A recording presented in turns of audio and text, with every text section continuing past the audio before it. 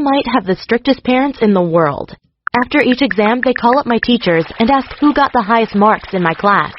If it isn't me, I get punished. Badly. Last time, they made me build a small wooden cabin in our backyard. Then I had to live in it for 1 week. It wasn't too bad because I still had a mattress, but I often woke up at night because some insect had crawled into my pants. And their punishment worked. I studied harder than ever before, but there was one problem. We had this genius kid in our class.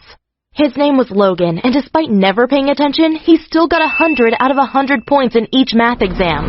But he was also using cheat sheets. So during the exam, I stood up and said, "Logan is cheating again. Please check his pencil case."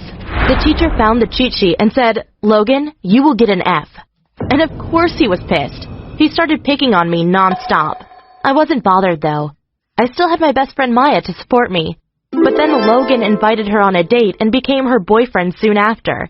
It was so obvious that Logan was only using her to take revenge on me. But it gets worse. Maya broke off all contact with me, and 1 week later, my teachers found out that I had plagiarized some of my previous Spanish essays from the internet. Maya was the only one who knew about it, so she must have told them. As a consequence, I got a C instead of an A on my report card in Spanish. When my parents saw it, they completely freaked out and forced me to study nonstop during the summer break. It was pure torture, and when I got back to school, all I could think of was taking revenge on my ex-best friend, Maya. So when she got the flu and didn't come to school, I went over to Logan and said, "Hey, I know how much you hate me, but could you please help me with the math problem? If I don't solve it, my parents will punish me terribly." I shamefully looked down, but Logan seemed empathetic and said, "Well, okay, I'm gonna help you." After we finished, I said, "My parents are looking for a tutor for me, and you're the smartest guy I know. They would pay you $25 per hour if you're interested." "What? $25 per hour? Of course I'm interested." "But you would have to come teach me at my home." "Sure, no problem. But what about your girlfriend Maya?" "Oh, she will understand." Of course Maya didn't understand. She tried everything to keep Logan from visiting me, but he needed the money to support his family and kept coming. I had bought her boyfriend, and now it was only a matter of time until I would seduce him. At first, I tried old-school flirting, smiling and touching his knees, the usual. But he laughed it off and said, "You're really trying to steal me away from Maya, aren't you? I'm sorry to disappoint you, but I'll stay loyal." Meanwhile, Maya became more and more aggressive towards me. One time, she even put chewing gum into my hair during class. I didn't notice it right away, so I had to cut it out with scissors. I wasn't mad, though. The more she hurt me, the easier it was to justify stealing her boyfriend. Next time he came to teach me, I was only wearing a crop top and short leggings. I was staring at my body a couple times, and each time I said, "Hey, stop looking at me. You have a girlfriend, don't you?" He never responded, but when the class was over, I gave him a really long hug, saying, "I wish you were my teddy bear." I wasn't sure how long he could resist me, so the following class I put on a cat costume. Of course it was weird, but also looked sexy, so I asked him, "Do you like it?" And he responded, "Wow, it does look great, but what is it for?" "Oh, I think you know what it's for." We sat down and I continued, "Can we talk about Maya for a moment?" "Yeah, okay." "I know she's super pretty, prettier than me, but you're a smart guy, so why wouldn't you prefer being with a smart girl like me?" "Well, I really love her." "Oh, don't lie to me. I know Maya very well. She's so boring and dull. Wouldn't you rather have a girlfriend that's interested in science?" "Maybe, but I still love Maya." "Sure, but I have an uncle who works at SpaceX. You know, the rocket company?" "Of course I know SpaceX." "Well, he will give me a factory tour this weekend. If you want, you can join us." Logan was hesitant, but finally said, "Okay, but it needs to stay a secret. If Maya finds out about it, she wouldn't understand that this is a once-in-a-lifetime opportunity." Well, the SpaceX tour was great. We stood right next to a huge rocket, and Logan seemed so happy. What he didn't know was that I had secretly taken a selfie of us two at the factory. When the tour was over, I immediately sent it to Maya. She didn't respond, but when I got back to school, she had told everyone how I was trying to steal her boyfriend. Suddenly, every girl was gossiping about me, and it was brutal. Then Logan sent me a message saying, Hey, after the photo you sent to Maya, I can't see you again. The tutor lessons are over. I responded, no problem, but please pick up the folders that you left at my home. He came over, and right after he had entered my room, I locked the door. He said, what's going on? And that's when I hugged him, saying, I can't live without you. Please be my boyfriend, please. I will do anything for you. That's how much I like you. He didn't respond, so I went further and kissed him. I knew he wanted it as badly as I did, and finally he grabbed my neck to kiss me back. But then he stopped, saying, oh, damn it. What have I done? And I responded, don't worry. You followed your feelings. You prefer smarts over beauty. You prefer me over Maya. I guess you are right. Maya's so freaking annoying. I've never enjoyed spending time with her, but I also don't want to break her heart. Well, I had my ways to convince Logan otherwise. The next day, he told her he didn't love her anymore. Afterward, we waited 2 weeks before we finally announced our relationship. Of course, Maya and her friends absolutely despise me now, but it doesn't matter, because I have a boyfriend who protects and... I was running through the rain trying to get home as quickly as possible when I noticed my crush James walking onto the school grounds. I didn't want him to see me like this. I was soaked to the bone, looking like a drowned rat. But I had to know what he was up to. What if he was breaking into the school? I decided to follow him. And at one point, I swear, he turned around and looked right at me. I didn't know if I was seeing things, but it even looked like he smiled at me. Wait, did he want me to follow him? Suddenly, I felt brave. I was going to tell him how I felt.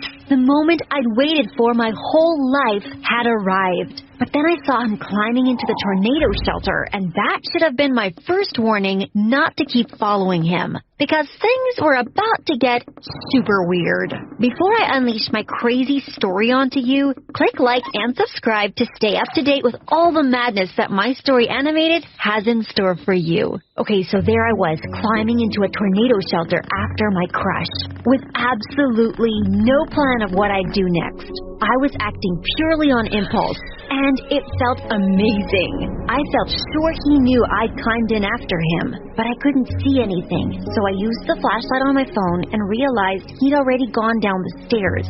The rain was really pouring now, so I closed the lid. The last thing I wanted was to flood the shelter.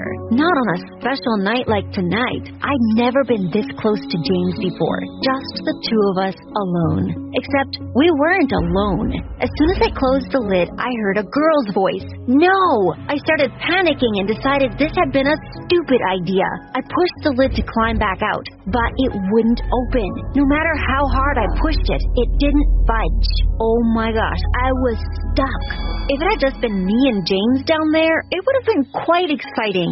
But suddenly I heard a kissing sound and I realized my worst nightmare had just come true. I was stuck in a tornado shelter with my crush and his girlfriend by the sounds of things. I didn't want them to know I was there, like some creepy stalkers, so I tried to keep as quiet as possible. I could hear them laughing, and then the girl said, "Did anyone see you come in here? I hope we didn't get caught." And James replied, "No, I don't think so. Oh no, wait, there was a girl from my school, but she wouldn't say anything. She's such a loser." At that, I had to cover my face. I wanted to cry. It felt like he'd shoved a knife through my heart, and then I felt angry. I had to get out of there. This was literally the most embarrassing situation to ever be in. And what would my parents think when they found out? I gave the lid one final push, but I pushed too hard. The next moment, I lost my footing and was rolling down the stairs. I landed with a thump and blacked out for a second. When I opened my eyes, James and his girlfriend were standing over me. They didn't even ask me if I was okay. James just looked down at me and said, "Did you follow me here? What are you playing at?" Then he turned to his girlfriend and said, "Come on, babe, let's bounce." Then they just left me lying there and headed up the stairs. I was about to tell them that we were trapped down there, but they'd soon discover it for themselves. I could hear James bashing on the lid of the shelter, but obviously it wouldn't open. And then he shouted down to me and asked if I'd done this, and if I thought it was funny. No, James, I did not find this funny. I wanted to shout up at him. Gosh, what would he say if he knew how much I wished I were his girlfriend and not that dumb blonde girl? Then he started shouting about how he had to get out ASAP because the next day was his big football game that was going to guarantee him a scholarship to a top college. He said he had to get it, otherwise he'd be stuck in this stupid town forever. Oh no, this was a disaster, and it was only just the beginning. I sat up and looked around with my flashlight on my phone and realized there was literally nothing down there except for some sandbags and an old scratchy blanket that looked like 1,000 bugs might be living in it. And then I realized I was shivering, like properly freezing cold. My phone was on 10%. Not that it mattered. There was absolutely no signal down there anyway. I didn't even have a bottle of water on me, and by the looks of things, James and his girlfriend had nothing either. Oh man. I held my breath as they came down the stairs. I was so scared of what they'd say to me.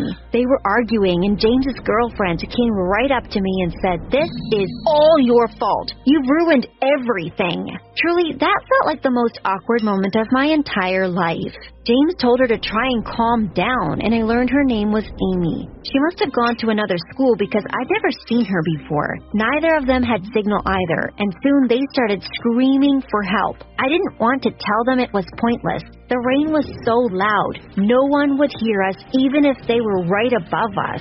Eventually, I told them I was sorry, even though it wasn't my fault. I lied and told them I'd been trying to shelter from the rain because I'd forgotten my umbrella, but Amy didn't buy it. She said, "Yeah, right. You're clearly a stalker. Do you get kicks out of watching other people making out or something?" James said you're a loser, and he wasn't joking. Look at you. If I hadn't already been underground, I'd have asked the ground to swallow me up. No one had ever been so mean to me before. After that, it was really uncomfortable, and all of us were in a bad mood. Soon, it became obvious we all have to spend the night down there. So I found a corner as far away from Amy as possible and still shivering and thought about using the insect-infested blanket, but Amy had already grabbed it. There was no way I'd fall asleep. I was so thirsty, and even though the shelter luckily had a small toilet, there was no sink, which meant no running water. I'd have drunk the rain earlier if I knew this was going to happen. I covered my ears because I was afraid I'd hear them kissing, and eventually I must have fallen asleep because the next moment I found myself waking up to hearing a rustling sound. I looked over at Amy and even, oh my gosh, were they not wearing clothes? Then Amy just laughed and said everyone knows that body heat is the best way to survive in cold weather. Ew! Once they got dressed, I realized how pretty Amy was, and it really annoyed me. How could I have thought James would ever be interested in someone like me when he had Amy? I ran up the stairs and tried to push the lid again, but then I just sat there waiting for people to arrive at school. Then I'd scream my head off.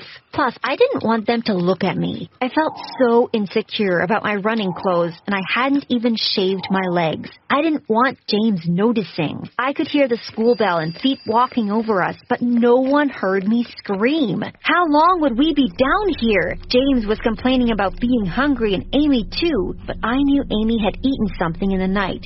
She was a liar. We started looking around the place to see if we could find anything, and James suddenly sounded happy. Under the sandbags, he'd found some old bottles of water. The water looked disgusting, but I'd have drunk anything by that point. Both James and I downed like a liter each, but Amy refused.